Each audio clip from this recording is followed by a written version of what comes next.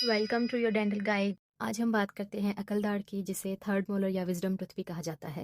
इसे अकलदाड़ इसी वजह से कहा जाता है क्योंकि ये निकलती है 17 से 25 साल की उम्र में, जो एक मैच्योरिटी एज है।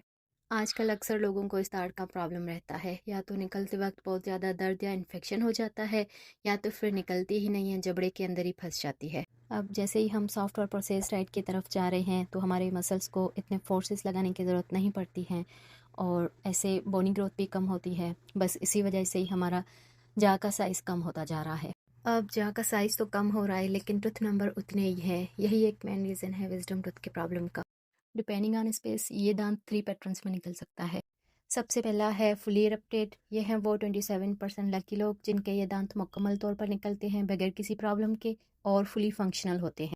दूसरा पैटर्न हमारे पास है पार्शियली इरप्टेड। इसमें दांत गम से थोड़ा बाहर निकलता है और फिर वही रुक जाता है। अब आधा दांत निकलने की वजह से वहाँ एक लूज गम टिश्यू रह जाता है, जिसमें फूड और बैक्टीरिया ट्रैप हो जाते हैं, और उसी वजह से गम टिश्यू का इन्फेक्शन हो जाता है, जिसे पेरिकोरोनाइटिस बोलते हैं। तीसरी कंडीशन है कम्प्लीटली अनरप्टेड या इम्पैक्टेड। इसमें दांत पूरी तरह से बोन के अंदर ही रहता है, और कुछ केसेस में वो बहुत डीप होता है और वहाँ कोई ऐसा प्रॉब्लम नहीं करवाता, तो पता भी नहीं चलता है। लेकिन ऐसे केसेस में फिर सिस्ट फॉर्मेशन के थोड़े बहुत चांसेस होते हैं।